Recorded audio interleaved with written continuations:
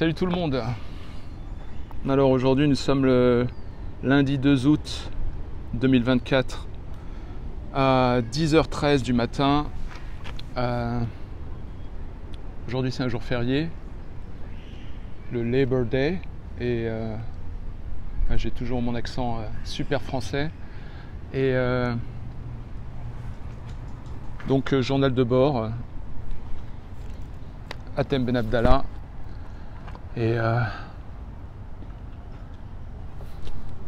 je sais pas ce que je vais raconter. À chaque fois, c'est super difficile à chaque fois de démarrer un épisode. Je suis plutôt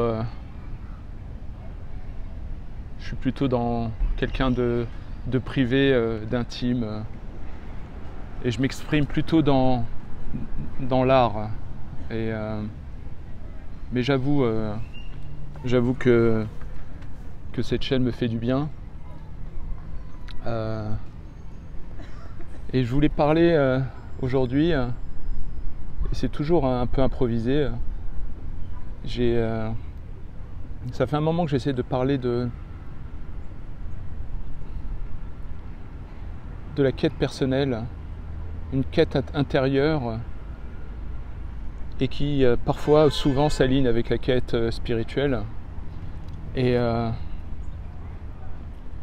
j'avais envie de partager un petit peu ça aujourd'hui. J'ai toujours senti depuis que je suis petit qu'il y avait quelque chose de bien plus grand que cette vie et les codes de cette vie. Et j'ai jamais compris pourquoi j'étais apparu dans cette vie avec une extrême sensibilité, et ça m'a toujours rendu perplexe. Et j'ai passé le plus clair de ma vie à essayer d'être quelqu'un de normal, comme le commun des mortels, on va dire, la moyenne. Dans le sens normal, c'est pas péjoratif pour moi. Ces gens qui ont l'air en tout cas de fonctionner normalement et qui organisent leurs vacances, qui payent bien leurs factures, qui roulent au bon endroit. Et moi j'ai toujours eu de grandes difficultés à avancer dans ma vie. J'ai toujours eu besoin d'un sens énorme. C'est comme si j'avais des capacités énormes, je pense comme tout le monde, et que pour moi, je galère pour pouvoir l'enclencher à chaque fois. Et j'ai remarqué que là où je donnais le meilleur de moi-même, c'est quand les choses avaient du sens. Un sens cosmique, un sens qui nous dépasse. Et sinon, je galère pour avoir une vie normale comme tout le monde.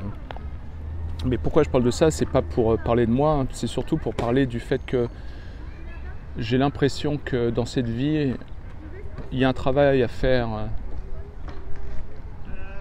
Quelqu'un m'appelle, je répondrai plus tard. Et il y a un travail à faire dans cette vie, et j'en suis sûr, qui est au minimum une quête intérieure, pour peu qu'on en soit curieux. Je pense dans l'idéal, un mélange entre quête intérieure et quête spirituelle. Donc moi je me suis cherché toute ma vie, et c'est uniquement les épreuves qui m'ont secoué, réveillé. Comme vous devez le savoir maintenant, j'ai grandi dans une famille assez dysfonctionnelle, et ça m'a vachement affecté. Et donc j'ai grandi sans trop savoir ce que ça voulait dire, l'amour, la connexion. Avec la sensibilité que j'avais, je ressentais l'amour, mais j'arrivais pas à le saisir. C'était quelque chose qui a été exprimé dans mon enfance de manière bizarre et dysfonctionnelle. Et Et donc j'ai grandi en me disant, bon ben, peut-être que l'amour c'est d'apprécier l'autre et d'être sympa. Et en fait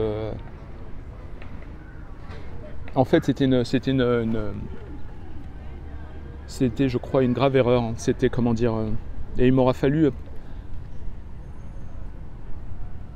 pas mal d'écueils et de souffrances pour comprendre, ou en tout cas avoir une curiosité profonde vis-à-vis de l'amour de l'autre. Et donc ça fait pas mal d'années que je fais des recherches, que je lis, et là où j'ai eu le plus d'informations, c'est les religions, hein, le judaïsme, la chrétienté et l'islam, on va dire du côté soufisme. Et donc j'ai un profond respect pour les religions, sans pour autant être moi-même religieux. Je pense que je le serai jamais. Et j'ai réalisé petit à petit récemment qu'en fait, dans cette vie, il fallait faire un travail de foi. Sinon, la vie perd d'une bonne partie de son sens. Et en tout cas, c'est ce que je pense. Et je crois que les religions sont là pour nous aider à faire un travail de foi. C'est-à-dire que lorsqu'on est un peu perdu, tout ça, peut-être que certains ont besoin d'une religion pour pouvoir faire ce travail, qui est un travail quotidien, d'entretenir la foi au-dessus de la raison. Et je connaissais pas tout ça, et j'ai passé quelques années à étudier la Kabbale juive, et j'ai eu de grandes révélations, hein, grâce à cette sagesse. Et j'ai commencé à comprendre, à ressentir. C'est difficile à articuler intellectuellement parce que, a priori, ces concepts dépassent certainement la raison. Et donc j'ai commencé à comprendre que si je voulais avoir des réponses, je pouvais peut-être trouver certaines dans l'étude des religions. Et ce qui est fascinant, c'est que savoir ce que c'est l'amour, ça paraît simple, et en même temps c'est d'une profondeur et d'une richesse incroyable. Alors, et donc j'ai l'impression qu'en fait, toutes les fois dans ma vie j'ai essayé de me conformer, de baisser les bras, d'être comme tout le monde, quelqu'un de normal, ça s'est retourné contre moi. Et je ne sais pas si c'est pareil pour tout le monde, mais j'ai l'impression qu'il y a en nous une connexion à l'univers, ou à Dieu, c'est selon, et qui doit être honorée, comme un travail de l'âme. Et le problème, c'est que nous vivons dans un monde qui s'impose de génération en génération de plus en plus fort à nous, et qui flatte l'ego et le désir et le plaisir auto-centré. Et les valeurs d'amour, d'altruisme deviennent de plus en plus difficiles à atteindre. Et plus la société devient moderne, plus elle flatte des valeurs matérialistes, plus nos instincts animaux s'éveillent, et notre instinct de survie nous pousse à nous conformer, parce qu'après tout, il y a une réalité qui s'impose à nous, payer les factures, faire semblant d'être heureux, et organiser les prochaines vacances. Et donc, j'ai absolument voulu nier ma quête personnelle et ma quête spirituelle, parce que j'avais une fatigue de mon enfance, des épreuves, des douleurs, des horreurs, de la violence. Et je me suis dit, bon, ben là maintenant ça se trouve, il suffit d'être un mec sympa. Et j'ai réalisé plus tard que finalement c'est une forme d'affront, de voir un sacrilège, de croire que la vie c'est juste regarder de l'autre côté et faire le nécessaire pour réussir matériellement. Donc ça s'est retourné contre moi naturellement. Et donc c'est comme si l'univers m'avait donné des baffes. Et des baffes, et des baffes. Et tant que tu ne comprends pas la baffe, elle te revient encore bien plus puissante. Et aujourd'hui, je réalise qu'en fait, toutes les épreuves qui nous arrivent dans la vie, en fait, sont que tout est bon. Tout est bon. Naturellement, c'est pas évident à accepter, à comprendre, vu qu'il peut y avoir des situations ultra traumatisantes. Mais je réalise que sans toutes les épreuves, je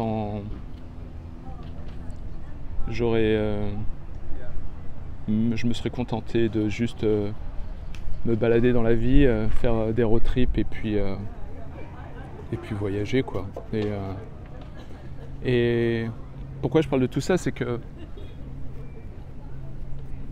je suis toujours fasciné par la notion de monde spirituel et de monde et de notre monde matériel.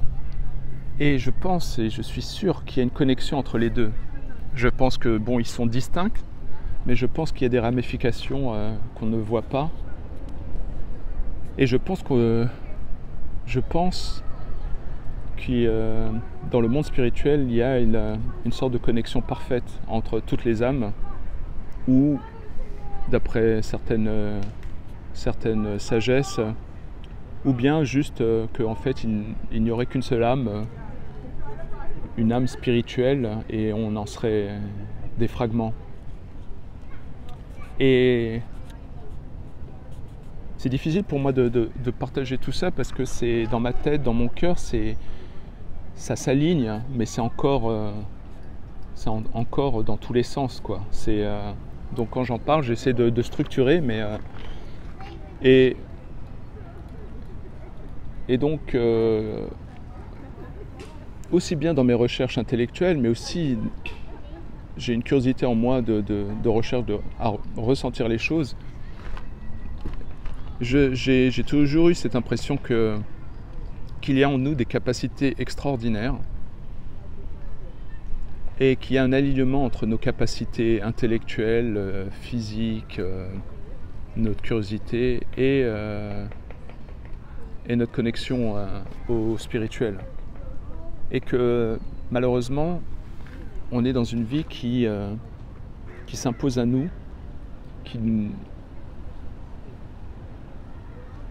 et qui nous pousse à nous conformer de manière puissante et inconsciente. Et avec le temps, les conditionnements deviennent de plus en plus puissants. On grandit, on vieillit, on a peur de la solitude, on a peur de plein de trucs, et donc entamer une quête intérieure et la quête spirituelle deviennent de plus en plus difficiles. Et je pense que pour le commun des mortels, on a vraiment internalisé que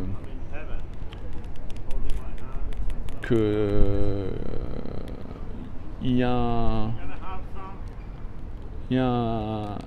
un moyen d'accéder à notre être véritable, mais qu'on sait que cela aura un coût. On sait qu'on va perdre des choses, et je pense que c'est terrifiant de manière inconsciente. Je pense que le cerveau humain qui est entraîné à réagir à nos peurs fait un travail brillant de créer de la résistance pour nous empêcher de développer des curiosités vers la spiritualité, vers le cadeau que l'on a déjà en nous, qui est cette connexion à l'univers ou à Dieu qui est déjà en nous, et que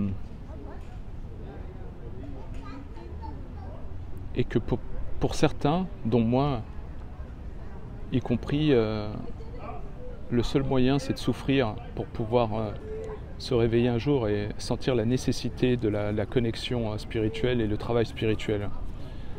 Donc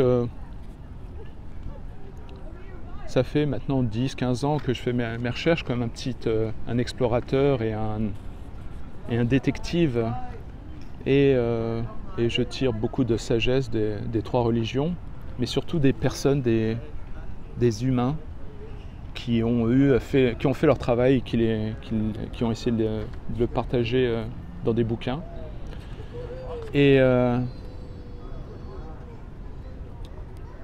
Et plus ce travail je le fais, et moins il devient intellectuel.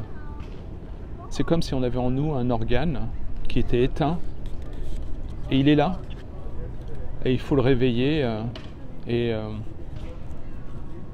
accepter de tâtonner. Donc au début on ne sait pas ce que c'est la connexion spirituelle, et après on se dit bon bah je vais essayer, hein. Et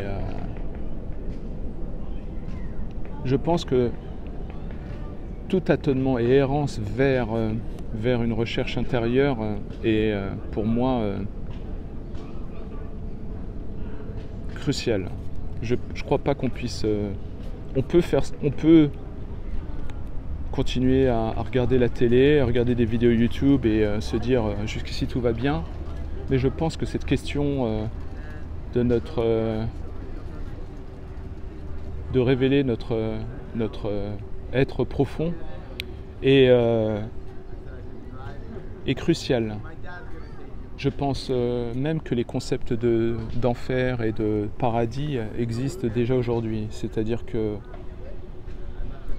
si on se contente de faire comme tout le monde, parce qu'on veut garder ses amis, parce que nos voisins ça les intéresse pas du tout, eh ben je crois qu'on fait une sorte de sacrilège. Je ne veux pas faire nécessairement la promotion des religions, je veux juste dire que la quête spirituelle, ça peut être une connexion à l'univers. C'est comme, pour moi, c'est plutôt lié au travail de foi, à la foi qu'il y a quelque chose de bien plus grand, plus fort, plus bienveillant, qui est à la source de tout. Et si on évite de manière brillante la quête intérieure et la quête spirituelle, je pense que c'est d'une très grande gravité, parce que la question du sens de la vie, c'est une question que l'on peut repousser mais qu'on ne peut pas fuir. Alors il arrivera un jour où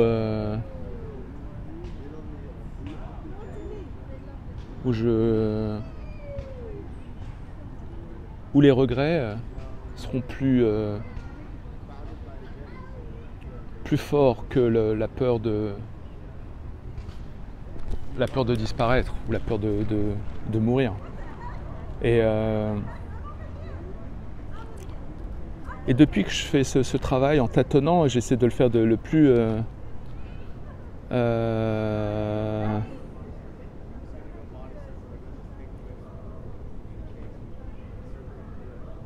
j'ai passé une bonne partie de ma vie à être en mode cérébral pour pouvoir me défendre, parce que depuis l'enfance, les souffrances étaient tellement balèzes dans ma famille, que les crises de nerfs, tout ça, que j'ai trouvé refuge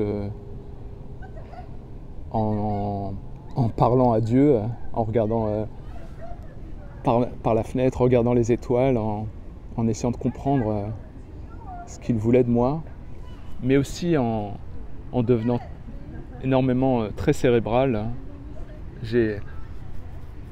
et en faisant des connexions en permanence pour comprendre ce qui m'arrivait, pourquoi j'avais eu cette enfance-là. Et en fait, j'ai réalisé que c'était un mécanisme de défense pour pouvoir survivre. Et d'une certaine manière, le gros problème que je n'arrivais pas à comprendre, en utilisant mon cerveau, mon intellect, je pouvais le fragmenter en plus petits morceaux que je pouvais comprendre.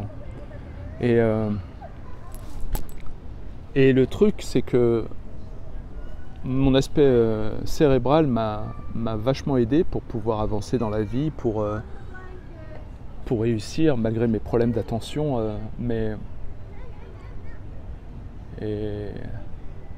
Et en parallèle, ma sensibilité n'arrivait pas à s'éteindre, elle était toujours là, très vive. Et j'avais cet outil intellectuel, mais j'ai réalisé, grâce aux épreuves, c'est comme si en fait les épreuves ou les grosses baffes de l'univers, c'était des rappels pour dire à chacun d'entre nous que on a une valeur qui est divine et qu'on ne peut pas gâcher ce qui nous a été conféré, c'est-à-dire cette âme, ce cœur et cet esprit et notre connexion au monde spirituel. Et je réalise maintenant que moi qui ai passé une bonne partie de ma vie à essayer de fuir le délire, les violences, les machins,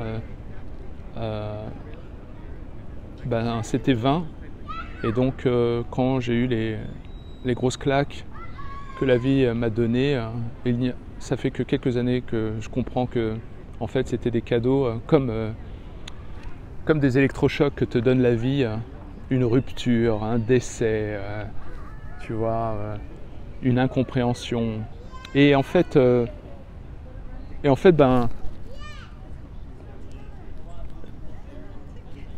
petit à petit, j'ai commencé à comprendre qu'en fait, qu'il fallait avoir la foi. J'ai compris qu'il y avait une corrélation entre le fait de ne pas avoir peur et d'avoir la foi. En fait, c'est comme si je ne saurais dire qu'est-ce qui arrive en premier.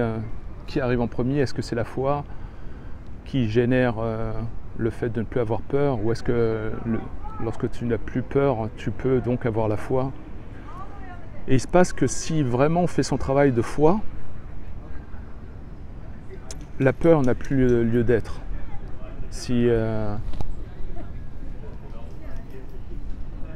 Et donc quand on se ramasse pas mal d'écueils dans la vie, de souffrance, et que finalement on se rend compte qu'il y a une dimension absurde, et que finalement on fait des pieds et des mains pour essayer de moins souffrir, et donc d'essayer d'avoir une forme de contrôle, on ne réalise pas qu'en fait on est dans une forme d'égoïsme, comme un désir de contrôle, donc un désir de recevoir pour soi. Et c'est ce qui m'est arrivé, parce que dans mes tâtonnements pour essayer de comprendre l'amour, je n'ai fait que d'errer pour essayer de comprendre vraiment sincèrement ce que c'était et comment aimer correctement et comment recevoir l'amour correctement. J'ai pas les mots pour pouvoir mieux articuler que ça, mais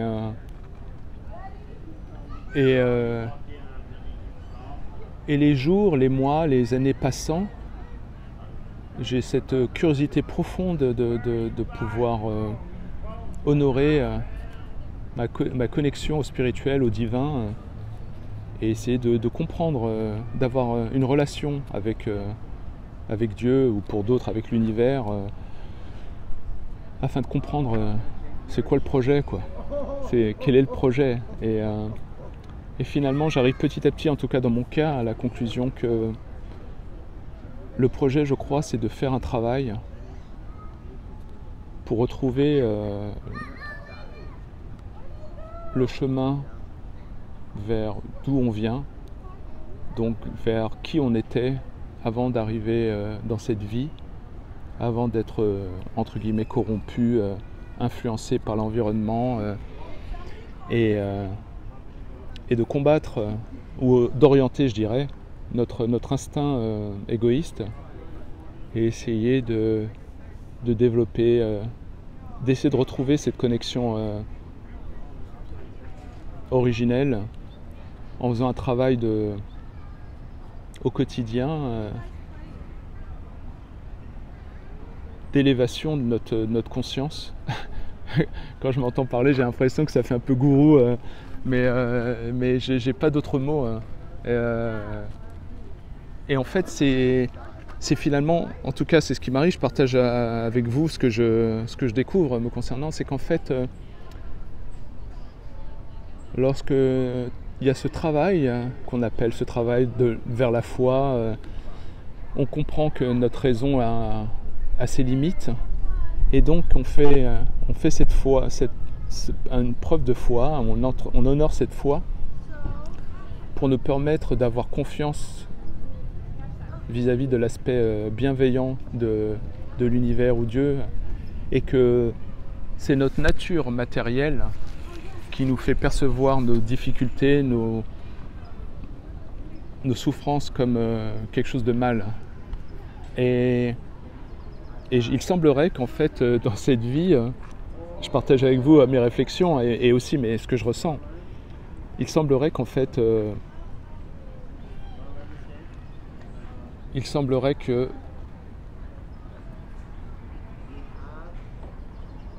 notre connexion au monde spirituel, à Dieu ou à l'univers, c'est pas forcément des choses que tu peux fuir. Tu peux essayer de le fuir, mais je pense que ça te revient en pleine poire de manière assez violente. Et qu'en fait,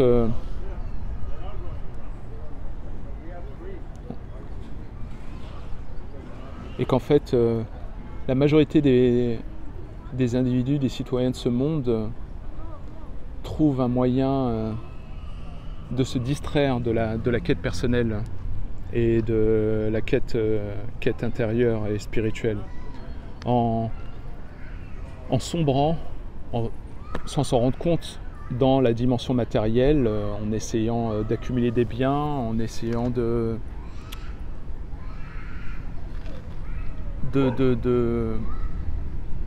d'avoir l'esprit et le cœur complètement bombardés de plaisir et d'activités distrayantes qui sont en fait des formes exquises et élaborées d'errance. Et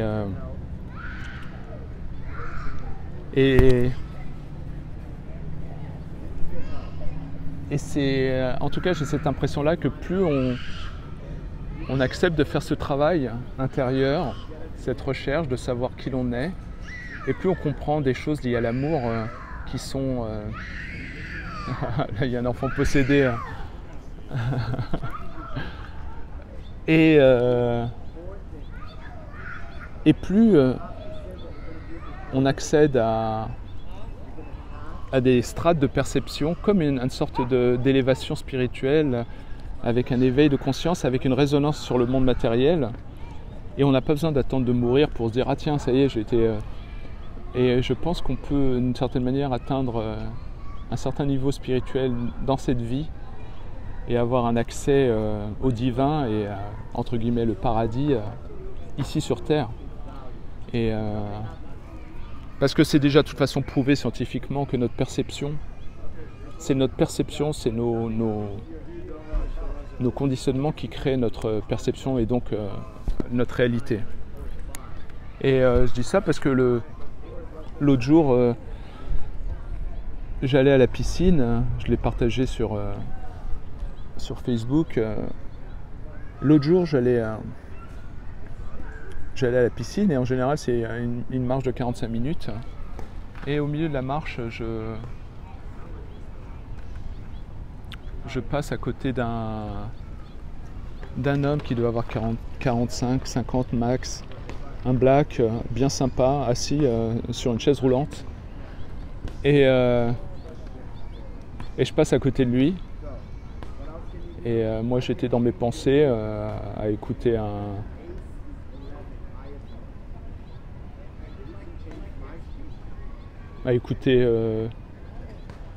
encore un livre et le mec me fait ça et moi je lui fais ça et je réalise que toutes les années de travail qui m'ont permis d'avoir de moins en moins peur, puisque je travaille sur ma foi à moi, m'a aidé à ne plus voir les choses qui sont séparées de moi comme étant séparées. Et j'espère que ça a du sens ce que je dis.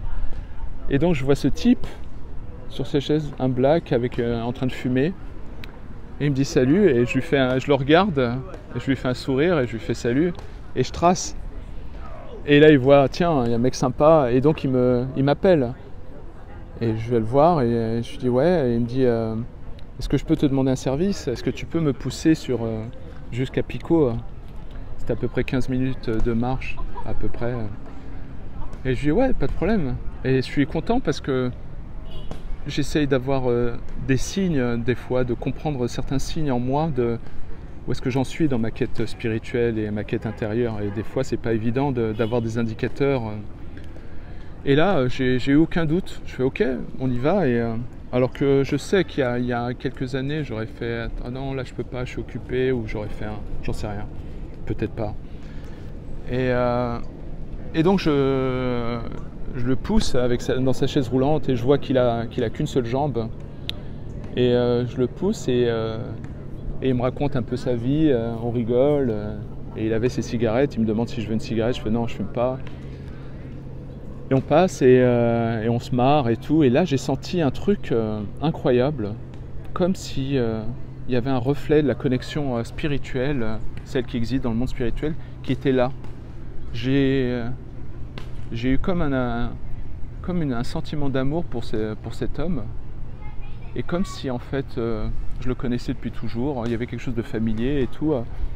Et c'était pas un sentiment matériel habituel. J'ai senti comme si d'une certaine manière l'univers m'avait fait un cadeau que je n'aurais pas pu voir avant, de me mettre devant moi des choses auxquelles j'aurais été aveugle. De toute façon avant je ne serais même pas parti à la piscine en marchant, j'aurais pris ma bagnole. Et donc je l'aurais encore moins vu. Et là je comprends qu'en fait ça se passe en une fraction de seconde. Qu'en fait on vit dans une réalité qui a l'air d'être prédestinée,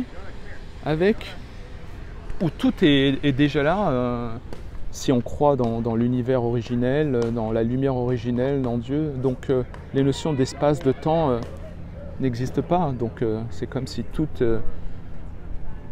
c'est notre perception humaine qui voit le temps comme quelque chose de continu et la notion de passé, présent, futur. Et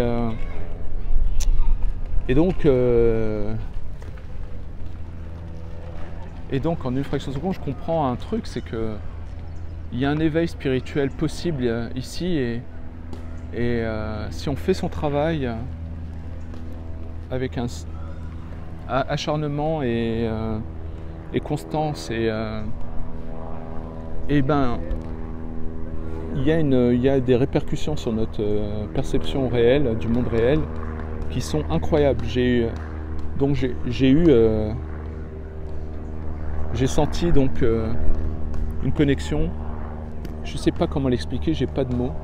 J'ai vraiment cru que d'un seul coup j'étais plus dans le monde matériel et on marche et moi je le pousse et d'un seul coup j'ai l'impression que tout était devenu évident, que le sens de ma vie était là ponctuellement et il n'y avait plus rien ne manquait, il n'y avait aucun souci, on était dans le présent et tout. Et donc moi je suis déjà satisfait parce que je crois vivre comme une expérience spirituello-humaine, ce qu'on veut. Et là il y a deux jeunes qui passent, 22, 23, qui étaient à la limite, tu sentais que c'était encore quelques jours et les mecs allaient devenir clochards, sans abri. Et il s'approche de nous et il demande une cigarette au black que j'étais en train de pousser. Et le black, genre Bouddha, hyper radieux de lumière. J'avais vraiment l'impression que le mec en chaise roulante avec sa jambe en moins était au niveau 120...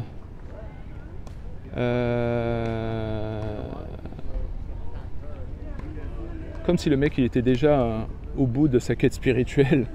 Il était tellement lumineux. Et les jeunes arrivent, s'approchent de nous. Moi je suis là, à aucun moment en train de... Je sais même pas si c'est une situation de danger, de risque ou de... Et un des mecs hyper demande au black, est-ce que tu n'aurais pas une cigarette? Et le black il lui donne tout son paquet, il dit vas-y prends-en deux même si tu veux. Et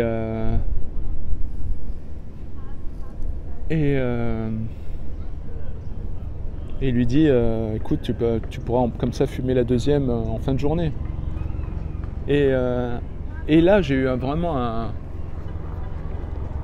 une perception de connexion que j'ai rarement vécue, où en fait le mec avec sa lumière, je ne sais même pas s'il a fait un travail particulier, sa perception, son énergie, sa lumière changeait la réalité de toutes les personnes qui étaient autour de lui. Et donc on continue, je l'emmène jusqu'à la station de bus. Et là, donc voilà, je voulais juste partager ce moment sans trop m'attarder dessus. Et c'est comme en fait quand tu atteins des paliers entre guillemets spirituels, d'un seul coup tu as l'impression de voir des choses. C'est pas une forme de mysticisme, c'est comme si en fait ton cœur, ton âme était prêt à recevoir d'autres choses. Et je me retrouve à avoir un petit peu moins peur puisque je vois des signaux de progression, j'ai l'impression, dans ma quête spirituelle. Et ensuite je vais à la piscine et là je vois un acteur qui, je le reconnais, que j'ai vu au moins une dizaine de fois durant les 10-15 dernières années. Et là je me dis attends, c'est pas possible. Et donc j'ai en moi la peur de me dire je vais pas l'embêter. Et à la fin je me suis dit je vais tenter l'expérience, je vais aller contre mes peurs. Et donc je l'appelle de loin, je fais hey, parce qu'il était trop loin quoi. Et je me suis dit bon, je vais me ramasser un râteau. Et en fait il se retourne et je lui dis je comprends pas, je crois bien que tu es acteur. Et il me dit ouais et tout. Et je lui dis ça fait une dizaine d'années, 10-15 ans que je t'ai vu au moins une dizaine de fois, que je t'ai reconnu, et alors que j'ai jamais vu aucun de ses programmes, j'ai reconnu son visage. Et là on entame une conversation de 15 minutes sur le cinéma, tout ça, sur des mec hyper sympa. Et donc il y a un effet de boule de neige en fait, c'est des moments où d'alignement, de connexion, de convergence pour certains. Et le lendemain, pareil, j'étais en train de revenir de faire des courses et je croise un mec de Moldavie qui habite aux États-Unis et on n'a pas tapé la conversation, mais en fait, voilà, tout ça pour dire que il y a un effort à faire, je crois, de travail intérieur et que se contenter, en tout cas je parle pour moi, de croire que dans cette vie il suffit d'être gentil et tout ira bien, c'est un truc en tout cas qui ne marche pas. Et donc plus je fais ce travail-là et plus j'ai des joies que je n'ai jamais ressenties de ma vie et une forme de convergence et d'alignement avec tous les aspects de mon être. Donc voilà, je voulais partager ça et mon émerveillement et puis et pour finir, hier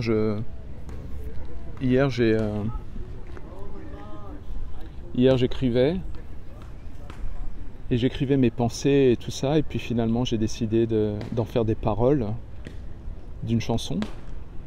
Et ça fait un moment qu'on me parle de l'intelligence artificielle pour faire des musiques. En gros, tu balances tes paroles et puis tu choisis le style de musique, et puis l'intelligence artificielle te donne un chanteur et te fait la musique. Et donc j'ai essayé hier soir, 10h, 11h du soir. J'avais mes paroles et j'ai fait cette chanson grâce à l'intelligence artificielle que je mettrai au début de cette vidéo et que je mettrai certainement aussi à la fin. Et donc voilà. Donc en tout cas, je peux confirmer que cette vie est magnifique et que quand on accepte de jouer le jeu, de bosser sur soi, de se remettre en question, de s'interroger sur ses intentions, de développer une vraie curiosité vers des choses qui nous dépassent. Je pense que on a des chances d'atteindre le sublime. Voilà. En tout cas, je vous remercie, je vous dis à bientôt et je vous embrasse avec tout mon amour. Salut, ciao.